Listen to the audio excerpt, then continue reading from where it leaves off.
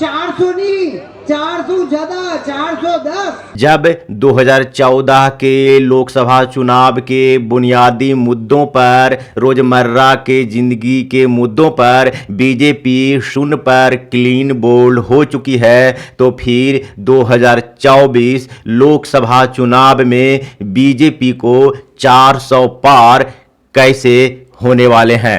नमस्कार, आज के इस वीडियो में आप सभी का बहुत बहुत स्वागत है। बीजेपी के छोटे स्तर के नेता जो संसदीय क्षेत्र में जाकर अपना उम्मीदवारी का चुनाव प्रचार कर रहे हैं, वो कह रहे हैं 400 पार का नारा देकर अपना चुनाव प्रचार कर रहे हैं। मोदी जी के नेतृत्व में ही हम लोग की सरकार बनाना है। मिशन 400 पार, 400 नहीं, 400 ज्यादा, 410। बीजेपी के शीर्ष नेतृत्व जैसे अमित शाह, नरेंद्र मोदी, जेपी नड्डा आदि नेताओं भी इस बार 2024 लोकसभा चुनाव में 400 पार का नारा दे रहे हैं। ये लोग दावा के साथ कह रहे हैं कि इस बार 2024 लोकसभा चुनाव में बीजेपी 400 पार करेगी। 2024 लोकसभा चुनाव में बीजेपी 400 पार को क्या भारत के लोगों को ऐसे ही मान लेना चाहिए कि इस नारा पर शोध करना चाहिए, जांच पड़ताल करनी चाहिए। तो चलिए इस बीजेपी के नारा 2024 लोकसभा चुनाव में 400 पार के नारा को शोध करते हैं, हल्का जांच पड़ताल करने का प्रयास करते हैं, कोशिश करते हैं। याद होगा, नहीं तो आपको याद दिला देते हैं, रोजगार हर साल 2 करोड़ के रोजगार, महंगाई कम करने, भ्रष्टाचार को खत्म करने, विदेश से स्विस बैंक से काला धन वापस लाने जैसे मुद्दे 2014 लोकसभा चुनाव के थे। ये मुद्दे बीजेपी के ही थे।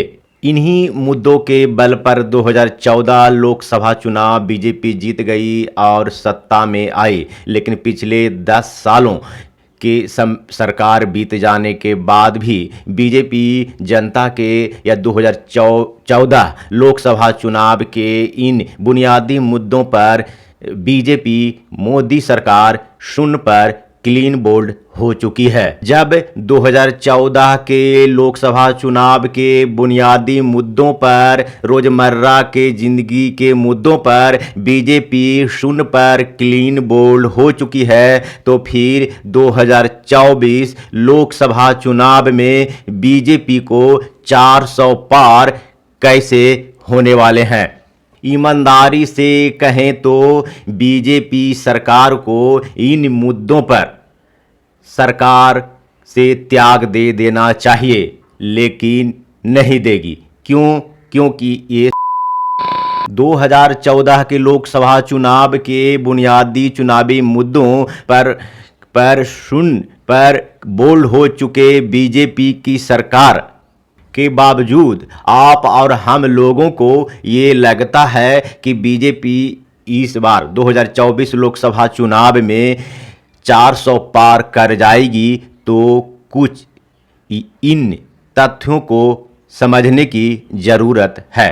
बीजेपी की मोदी सरकार दक्षिण भारत से पूरी तरह से साफ हो चुकी है और उत्तर भारत के उत्तर प्रदेश, बिहार, झारखंड और पश्चिम बंगाल में इन्हें कड़ी टक्कर मिलने वाली है, क्योंकि इन राज्यों में समाजवादी पार्टी, राष्ट्रीय जनता दल, जेएमएम और टीएमसी का मजबूत पकड़ है। हिमाचल प्रदेश, राजस्थान, मध्य प्रदेश और छत्तीसगढ़ में कांग्रेस की मजबूत पकड़ है। पंजाब, हरियाणा, दिल्ली में आम आदमी पार्टी और कांग्रेस दोनों मिलकर इतनी पकड़ मजबूत कर ली है कि बीजेपी के लिए यहाँ से एक भी सीट निकालना टेढ़ी खीर साबित होने वाली है 2024 लोकसभा चुनाव में।